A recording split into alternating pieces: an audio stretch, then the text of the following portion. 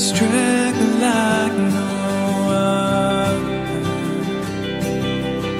Strength like no other. Reaches to me.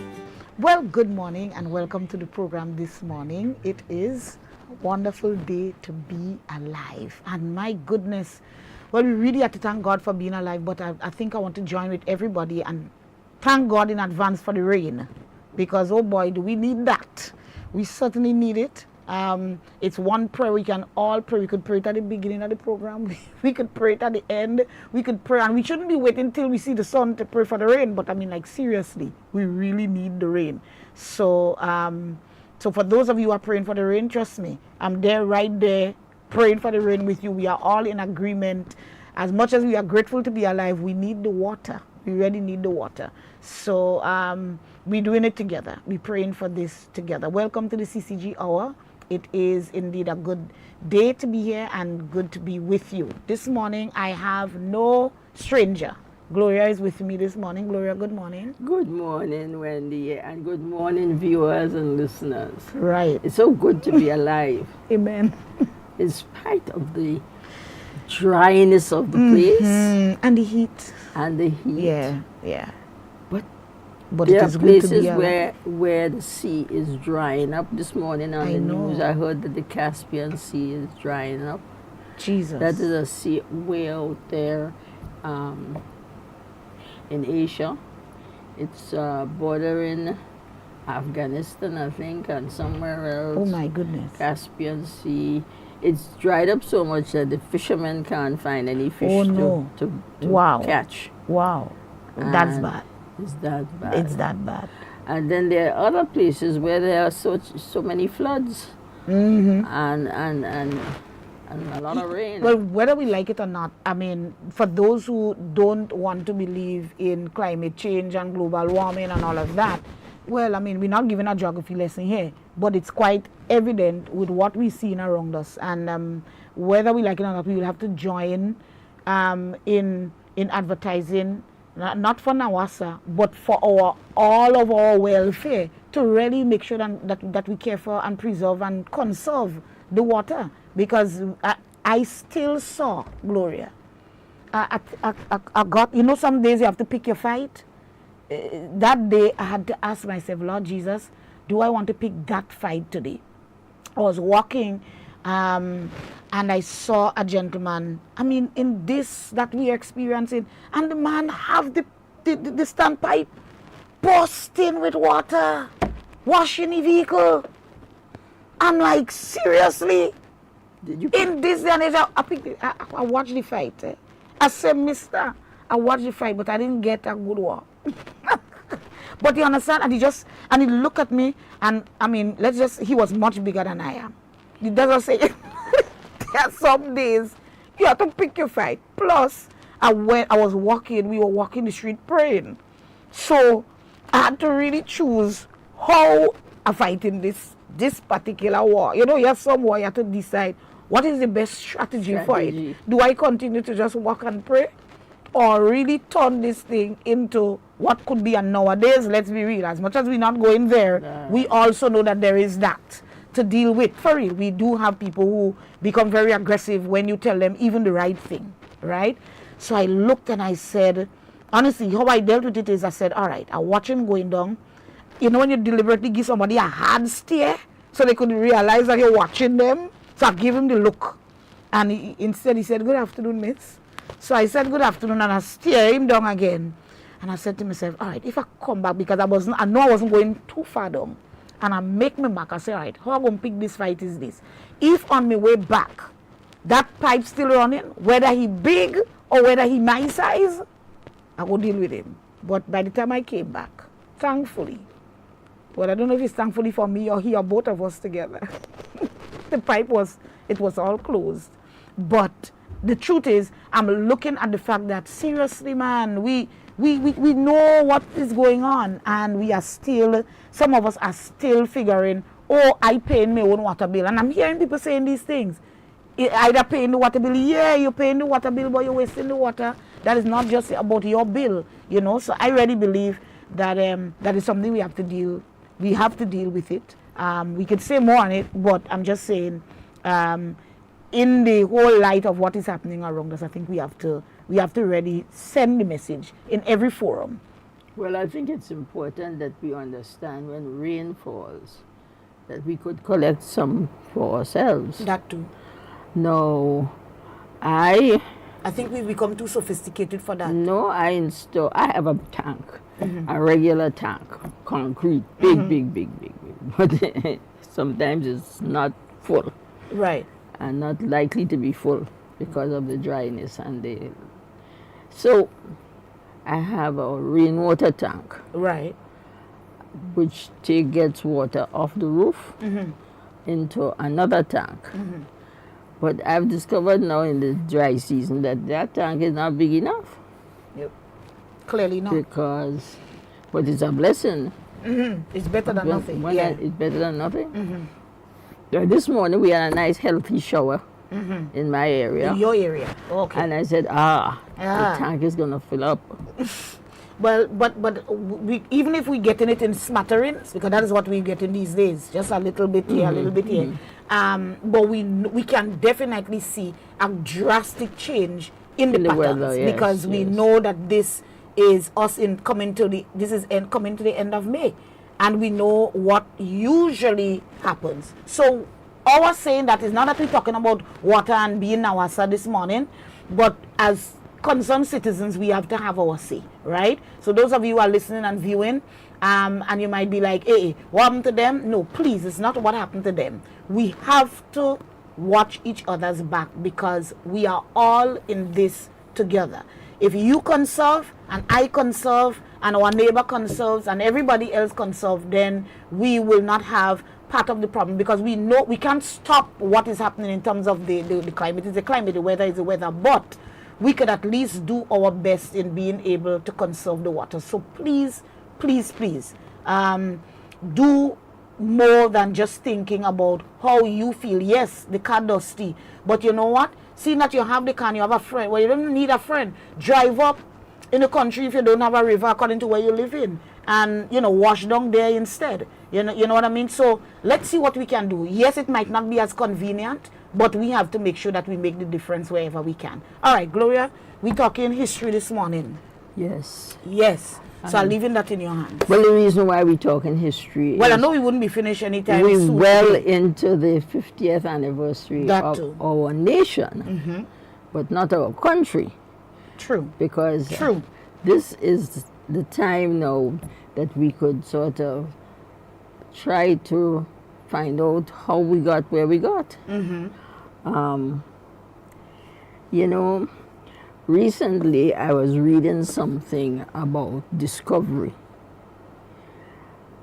and somehow or the other in the text of what I was reading, they said that somebody noticed that the people from South America, the Amerindians, had features like Chinese. No, I never thought of it. Really? But then they went to explain that the people in China, at the top of Asia, up the top of the world up there, if we're thinking of North, South, East, and West, came across the Bering Straits. That is that strait. It's a narrow piece of water that you could almost join together with the top of Alaska. Right, which is part of America and anyway. And that man was always roaming. If you think of it seriously, man was always roaming to try to find new places and all of that. And those people far east of us here, and at the top, came over and came down. But that was millions of years ago. But I never thought, I never thought myself. And because when you look at the people of the world and you see how, well, let's put it this, how interesting they are. The Red Indians in North America has specific features. Right. And that was their line. They belong there. But they must have come there from somewhere. Must have come from somewhere. The Egyptians also had specific features. And the Egyptians must have come from somewhere. And how come the Egyptians were so sophisticated in their buildings, the pyramids, who designed the... Then you go to Mexico and you discover that there were people in Mexico, another sort of Indian set of people, nation, and they built pyramids too. Yes, that is true. So you wonder. You wonder. What happened? But then if we start to wonder all these wanderings, I think we would end up, whether people like it or not, we might end up right back at the Tower of Babel. But this is the I thing. believe, especially when you mention that man has always been roaming. And whether we like it or not, there are some things that we try, when I say we, human beings sometimes try to disclaim. And, sometimes we try in our effort, in some people's effort, I believe, to discredit maybe the Bible. And we know that is in some cases. I'm not saying all, but I'm just saying that there are times when people do not want to turn something into religion, right? Or something religious. But when we go, I believe that a lot of the things, when we go right back, we still find some kind of origin. The very place where we don't where some people do not want to find the origin. Because from the time we speak of the word roaming, or we speak of the word moving from one place to the other, then you cannot ignore the Tower of Babel and what took place there, whether people wanted to believe it or not. We cannot ignore whether it. they wanted to believe it or not. But then you start thinking of your own country and how civilization could have started. And we come from volcanic sources. They say that the whole place was a set of volcanoes that erupted, and the next thing you know, we had some islands were volcanic and some were coral. For example, Barbados is not volcanic. At all, yeah. Neither is Antigua. But the Leeward Islands, I mean, look at Montserrat has a very active volcano there. And we in Grenada can see sources of volcanic activities up to now. And as a matter of fact, I was told by a volcanologist that Grenada has a very active volcano in Mount St. Catherine. Oh yes. And there's a place they call the Golden Falls or something like that. It's because they are the stones in the river are coated with gold, with sulfur. And the water running over it and the sunshine hitting it, it looks gold. And a volcanologist told me that it is so active that if it erupts, it might split Grenada in half. Because you see where Mount St. Catherine is literally almost in the middle anyhow. Of the island. But other things that we must learn about the makeup or the composition is that same volcanic water, the water from the volcanoes around, they make the water special because they claim that St. Mark's has the best water in the island. Really? Well, I've never heard that claim. Yes, this is. If you want to make good beer or good sweet drink or good thing, use St. Mark's water. Interesting. Really? And because you have natural fish. Maybe, natural. Could be. Anyway, the fact remains is that water is such an important source of life. There's also the theory that we began in water. Well, we have that. But let me just take up in and ask a question here before we go further in. You mentioned at the beginning when I said to you, well, we talk in history this morning. You made mention and you said we are in the middle of, well, almost in the middle of celebrating our 50th anniversary of independence. Yes. But obviously not our 50th anniversary as a country. As a country.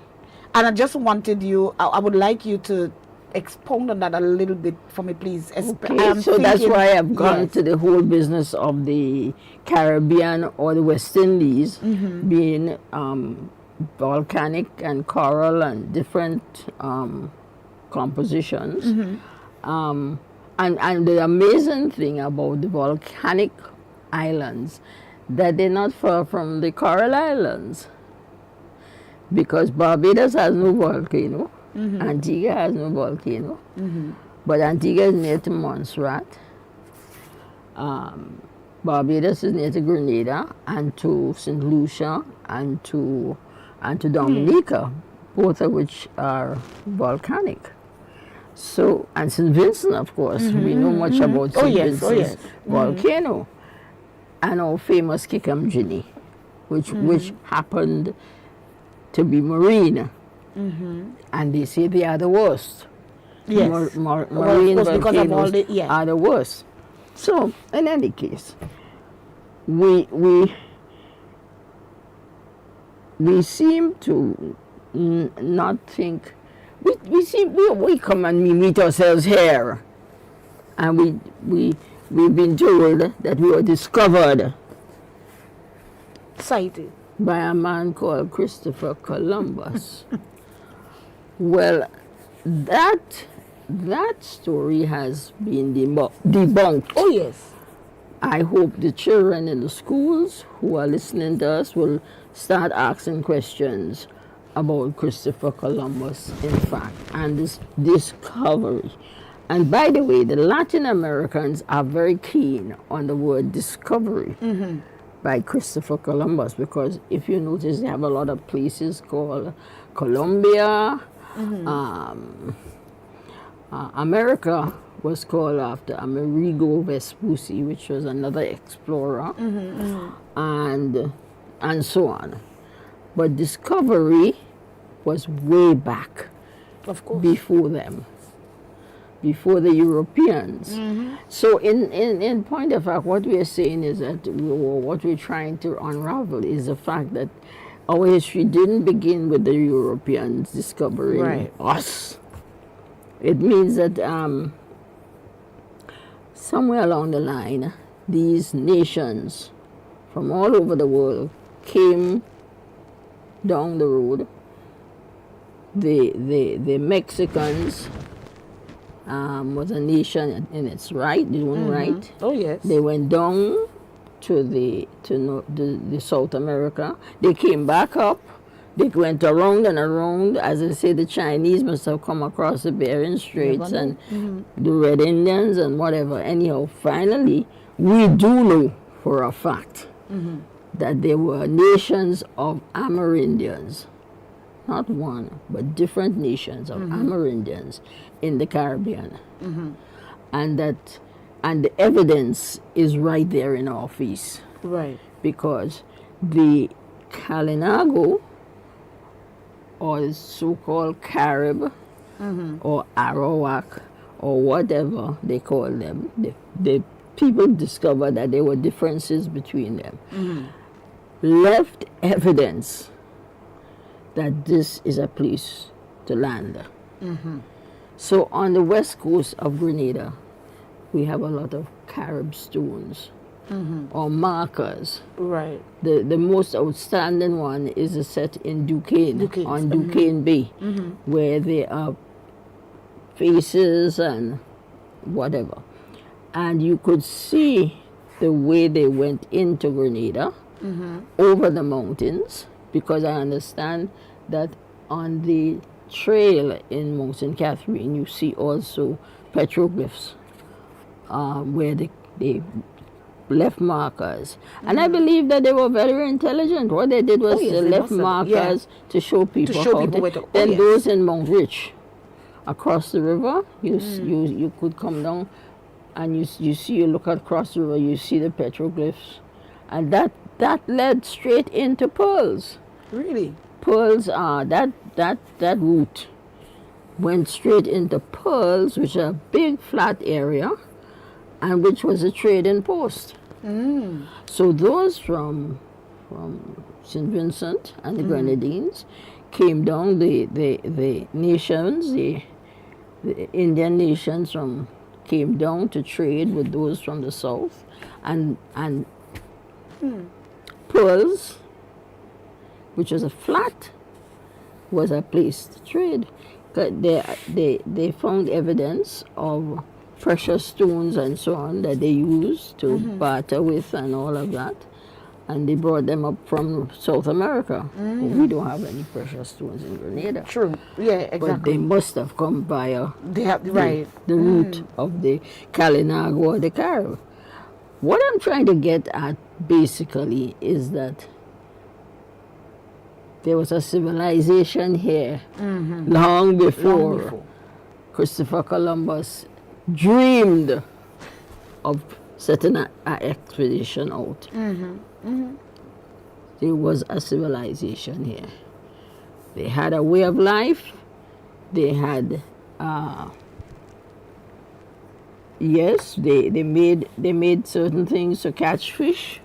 The baskets that they would put in the water to catch fish, or whatever else they used to use but they ate fish, and they ate animals, small ruminants. I don't know. The mongoose is not a native of this area. The mongoose came from India. That's right. Okay. They brought the mongoose here Wasn't to deal with the snakes? to deal with snakes and rats. Right. But now the mongoose and the snake and rat have been living together in harmony. In harmony. But what I'm saying, But could for that one though, could it be that because I mean mongoose is definitely a creature of the day. You Yeah, see but they- but you see but rat and snakes. I'm not saying that you don't see them in the day, but they operate At mostly at night. So how do you bring a diurnal to deal with a nocturnal creature? I mean this is crazy. I don't But know. anyhow, but the point is that they brought it in. And when the mongoose got too much, they had to hunt them down to get rid of them. Oh, that is how the mongoose gang came on the sea? Or not the case? The That mongoose, name mongoose gang that the we know of in our mongoose history, gang was that the case?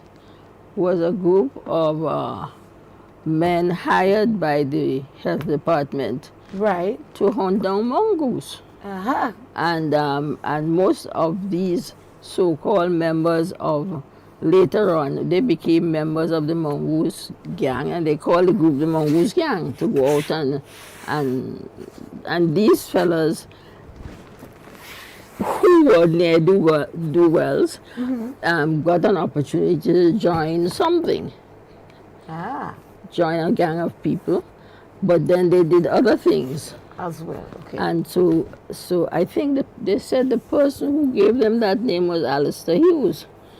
I don't know Okay. for a fact. But the fact remains is the mongoose gang became notorious. Instead of hunting mongoose, they hunted other things. I So don't we know. leave that for today. But Right. the fact remains is that I'm trying to pinpoint at what stage we realized that some things were good to eat and some things were not good to eat. So tattoo was good to eat, which is the armadillo, and manikou was good to eat, and these things were indigenous to Grenada, and also in Florida you get a lot of manikou. So you think, okay. Well, I mean, Florida is not too far from the Caribbean in any No, event. no, So it they was- would have come yeah, over yeah. at some point. Yeah. Yeah. So they had a civilization, but the fact remains is I really wanted to talk about the first Europeans. Now that we have established there were people here, Right. there was a civilization, and the first Europeans that came here into Grenada were not the people who came with Columbus, because Columbus never set foot on Grenada. No, at all. So we have to establish too that he's But he, see that he just cited. I often wonder, even as a student of history myself, I often wondered, well, if somebody passing along and they simply cite an island from, what is the real significance of that to your history? because they were looking for El Dorado. Right. And El Dorado was a name of a fictitious place where gold and silver and precious stones abounded. Right. So they take one look at Grenada and decide you no go here? I don't know. The fact remains is that you have to try to understand the psyche of the Spanish civilization. Spain was out looking for treasure and for riches and all of that. Right. And Spain was very powerful. Right. Had a powerful king and queen, Ferdinand and Isabella of Spain. Right. And they financed The Christopher expedition. Columbus, who was not Spanish. He was a Genoese. He's from Genoa. No, Joa. So he, remember, started off in the north, because he went to the Bahamas first. Right. And after the Bahamas, he decided there must be something more. So the second voyage, he went, I think, perhaps to Jamaica. I'm not too sure if Jamaica was found on the second voyage.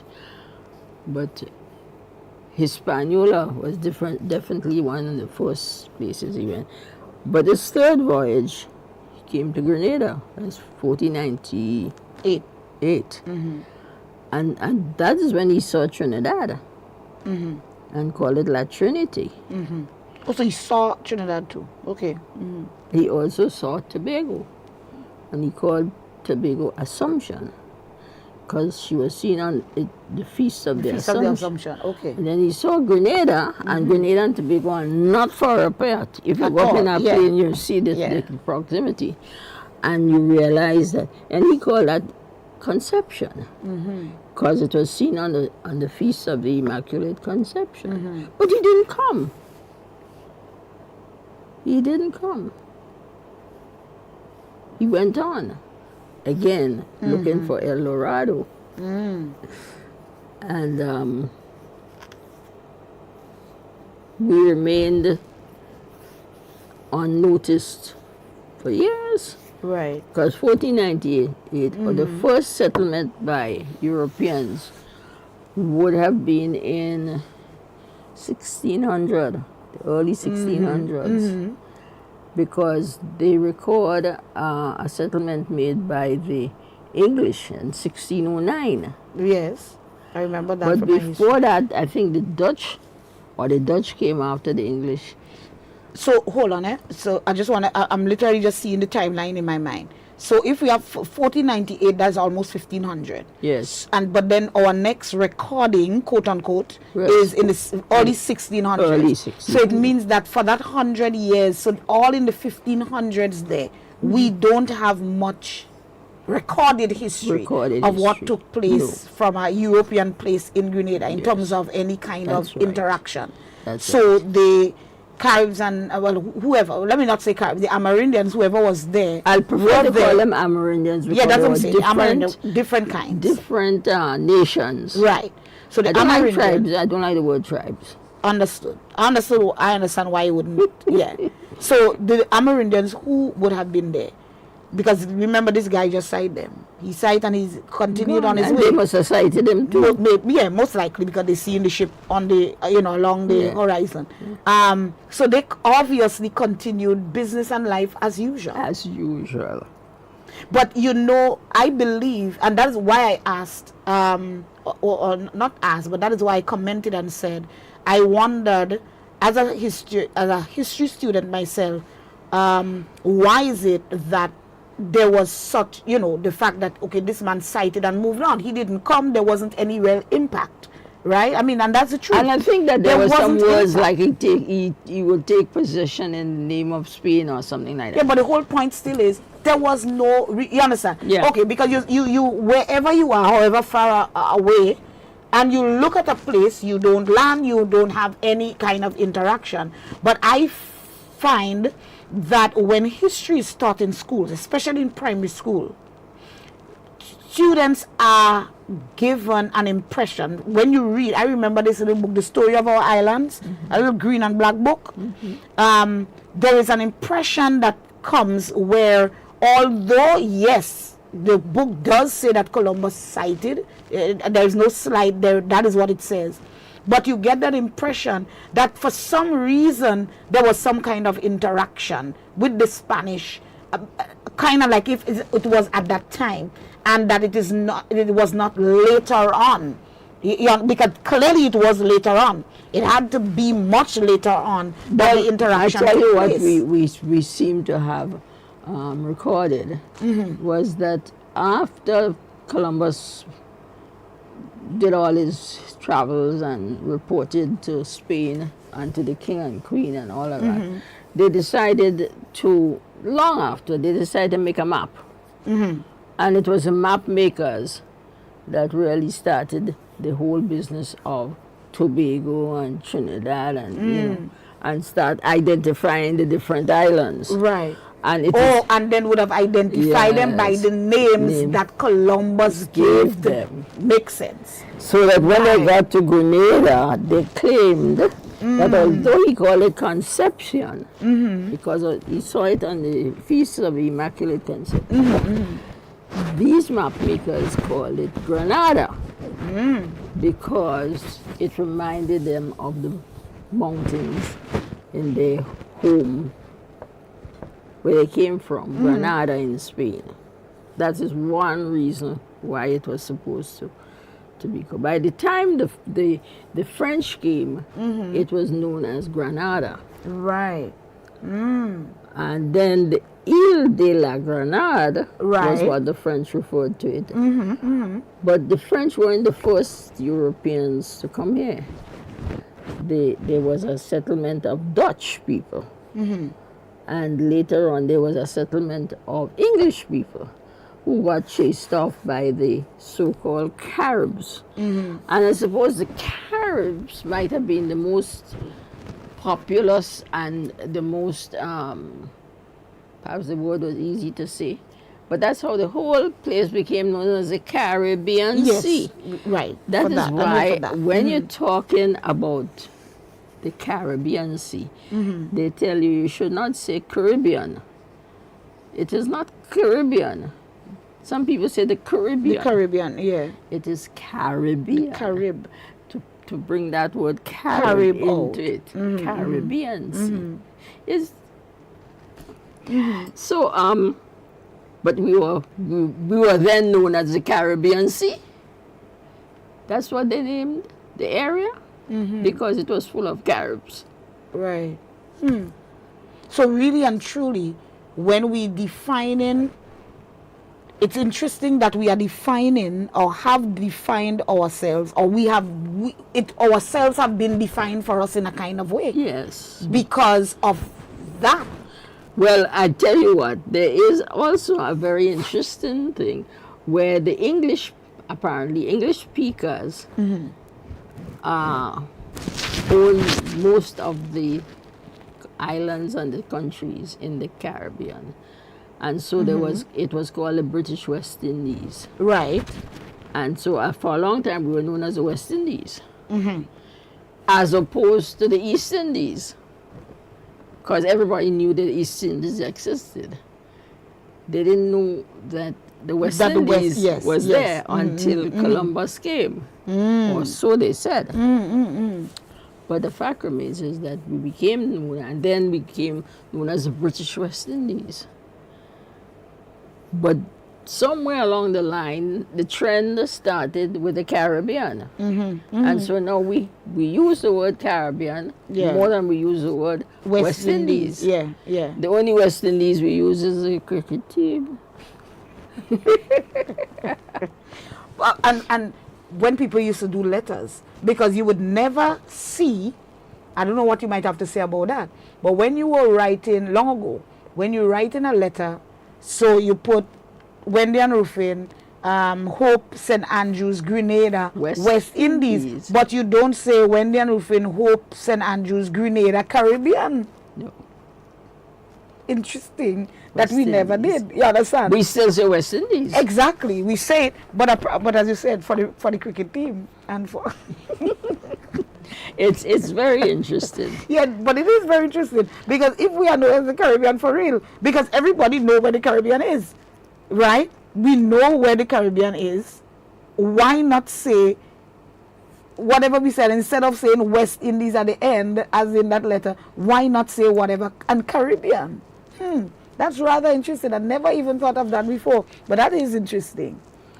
But the area was named after the people of the area. Yeah. And the West Indies was British West Indies. BWI or BWI, but we're getting away from the BWI. Yeah. And we're more Caribbean. Caribbean Development Bank, the Caribbean Well, who Sea. knows? So who knows? Maybe just what I said there. Who knows? Maybe when we're dead and gone, we might see whatever Caribbean at the end instead of West Indies. You never know. But never know. But as they say, what's in a name? A lot. A lot. A lot is in a name. So they say the Dutch came, and I don't know whether the Dutch was treated the same way as the first English expedition, but that English expedition was chased off. And I hear by December, they say they came in August, and by December they were back in London because the so-called inhabitants of the area, whether they were Kalinago or Carib or there's another one, Arawak, but the Arawak were very peaceful people, they said. And they almost eliminated them completely from the area. So they were mostly in Jamaica and Hispaniola and the larger countries. And they enslaved them and made them work hard. And they died out. The Caribs were more warlike. So we told. And that whole story about Leaper's Hill is another one that we have to investigate a little more, because it is claimed that there was a guy in St. Vincent called Chatoyer. He was the chief of the Caribs in St. Vincent. And they all communicated with each other. I don't know whether they spoke the same language, but they were different languages, definitely. That's how you know the difference among them. Right. And they, what you call it, they communicated, they traded. There was a civilization. And when the French came with Mr. Dupaquet, who was the governor of Martinique, I think, and he seemed to have been able to communicate with the Caribs. He was able to, they didn't chase them off. They didn't chase off the French in 1649. They made an arrangement to settle in the south, and the French people would be up in not the north of Grenada, but the north of them. Right. Which ended up to be the Lagoon area, the St. George's area, and all of that. Okay.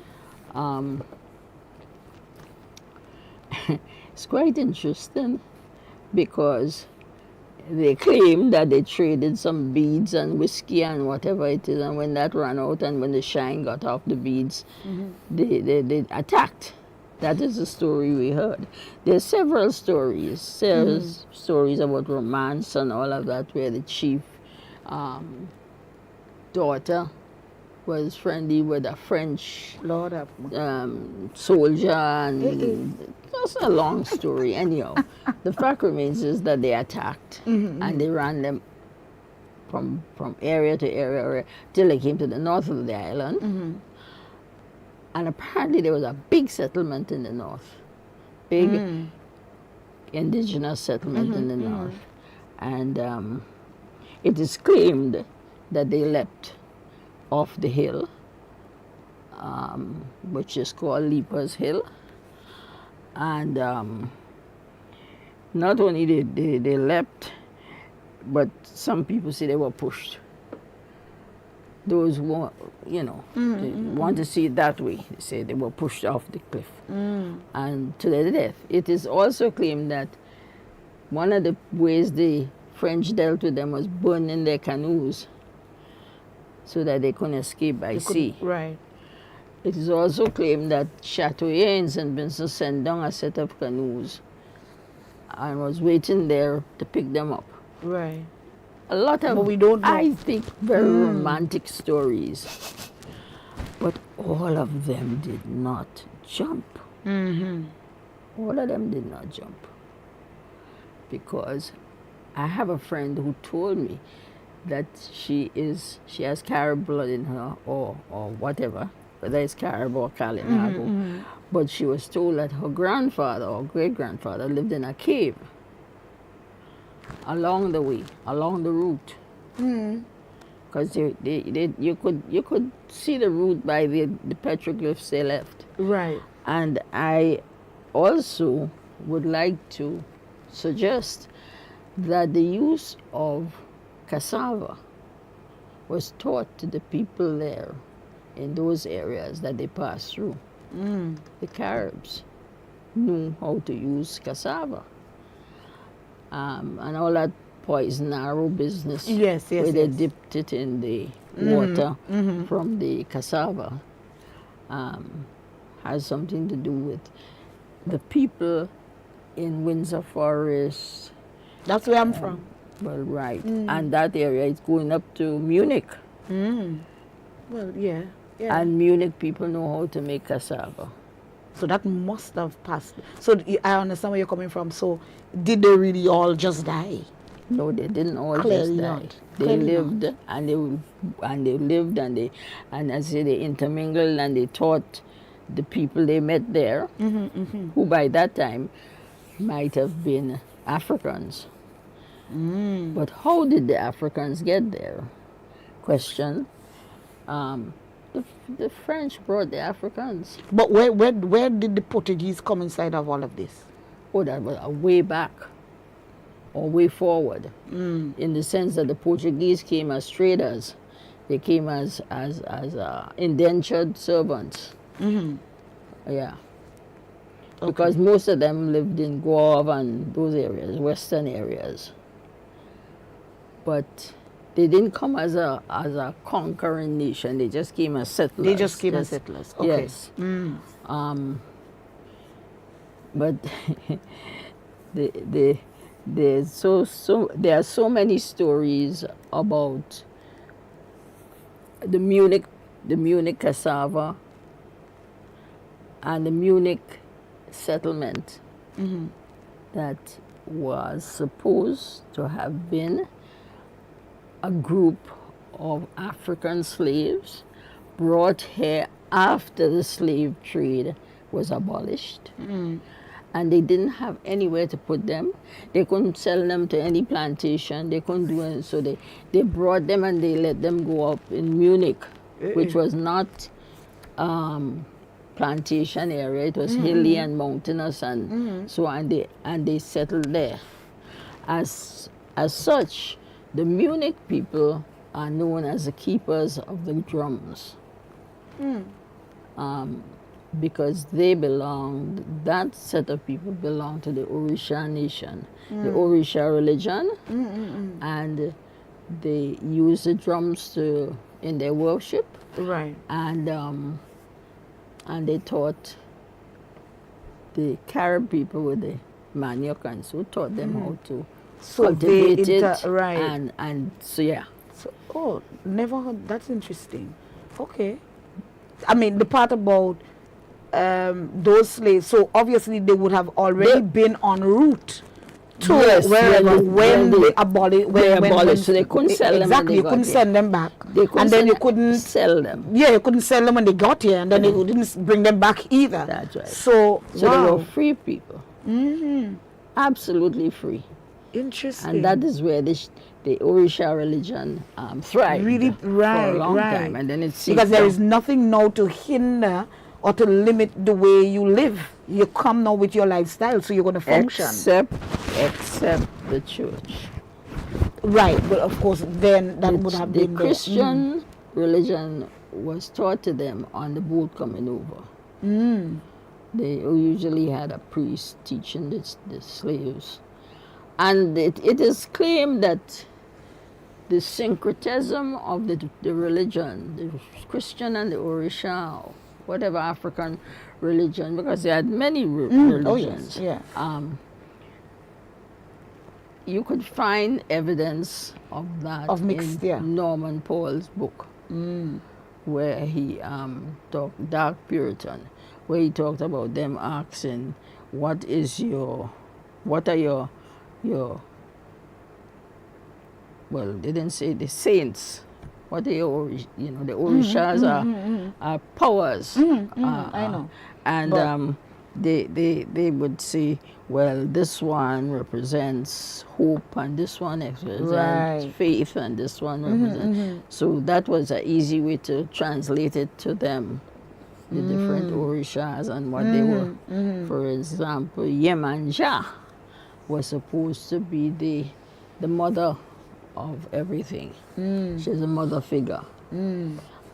Shango was the thunder and yeah. lightning and the cutlass and the axe. And a fierce one, real fierce. And that's why perhaps the whole religion became known as Shango Was that, religion yeah, rather than- than Orisha. But all of these were different Orishas. And I would say that was the freedom that the slave trade gave to those slaves, because they were able to teach their religion to other people. And then perhaps they mix it somewhere with the Oh yes, most with the likely would African- have been the with the- Amerindian yeah. thing. So much so we have a masquerade called Wild Indians. And I suspect again that they would have it's an interesting masquerade, the Wild Indians. They have beautifully painted boats and birds and feathers used for their headpieces and so on. And they have a queen called Eluina. but then all of that must have come from their culture. You understand? It is because it's Yes. all depicting everything. So then, Yes. so I'm saying that to say, if it is that all had died, where did No, you all get it? had- You understand? no, So all clearly had- not. Clearly not. no, It must have. That is real evidence that Yes, that there was a that they would have and it been has some trickled left down back. to us Yeah, in this yeah. form. You know? Interesting. And the whole litany, when they say the litany, I don't know if, but you've seen the Wild Indians, and Yes, I have. they dance around in a circle, and then somebody might throw a coin in the ring, And they have to mate. and they pretend that they're afraid of the coin, and then they mate, as mean they go down, and somebody snatches the coin and put it in a bag or something. The bag keeper There's a lot of drama. collect it. It's a drama. It's street theater, Yeah, actually. yeah. And I think that that's why people don't really understand what What this- carnival yeah, is. yeah. It's But street hold on, theater. wait, don't let's go there yet, Gloria, because you know what will happen to us. Because here what, today's program is a little bit on the shorter side, so we want to wrap up. But as it relates, I would like for our next program, if we can look at, seeing that we started to look at the Europeans, because I really believe let's be real, for many persons who are watching the program today, they remember little chunks of their history, and deliberately using the word chunks. We remember that from primary school, standard 4 and 5, or maybe when you're preparing for common entrance. But really and truly seeing a timeline, and most people, let's be real, when you're going on YouTube and whatnot, a lot of people not bother. It's not history they're going for. Certainly not Grenada's history. Yes, but what I'm trying to say is that our history did not begin with the Europeans. No, of course not. Yeah. We had a background from the Americas. Yeah. South America, North America, and the people that ran the English off and ran the Portuguese or whoever, the Dutch, they came and met them here. So we have to really see we have to recognize our lineage from since then. We definitely have to. But what I was saying is, what I would like us to do is that when next month, God's willing, if we can literally have, if we can organize, we can do our timeline. I really believe that will help us, persons to really visualize it. And as we do that, if we are really able to connect and identify what each nation brought, what it is that we really took from the various nations that that came here before us, and then we can really be able. For me, I think it is important for us to really be able to identify what is really our quote-unquote culture. Because, for example, you would hear people making up, it's my African culture. Yeah, but the point is, you also still cannot ignore the Europeans. And you still cannot ignore the Amerindians. Because all of those that came before contributed very much to. But let's be real, a lot of us, because our skin tone, we tend to, what is just Africa? It's not just Africa. Because even though, yes, that was part of it, but there were other things that interacted, and, what I would like to see done is for them to teach about these people. The Amerindians and what they brought. Because instead of just saying cassava alone, because I mean it's much more. They got into boats and they rowed over here and they brought things and they brought parts of and then of course the Africans. What was Africa like? Because I understand that there was a university in West Africa. Long before any university. So I heard in my research. I saw that. Europe. I saw that too. Yes. And they actually borrowed, from what my readings is, like a lot of information and a lot of the way in which it was done, the structure was actually borrowed from this university in Africa. I read up on that not too long ago, which I found was rather interesting. So what we should do perhaps is to find out about those people. I agree. And what they, because when you think about it seriously, when we read the Bible and we heard about the Egyptian captivity, you know how many centuries that might have covered? Where the Egyptians, but where did they come from? All of that. So we have our homework to do, and those of you who are lovers of history, you'll be like, well, all of a sudden they got in history. Well, it's Gloria talking to, so we're looking at anything historical and anything cultural, all right? But as I said, we're having a little bit of a shorter program today, and I thank you very much for staying with us, for joining us this morning. For those of you who are, I don't know, whatever it is that you might be engaged in for the day, I really want to encourage you. Sometimes we leave programs like these and it's like, okay, well, we talk about whatever, but I really want to encourage you in the midst of all that is happening. I really want to encourage you to stand firm.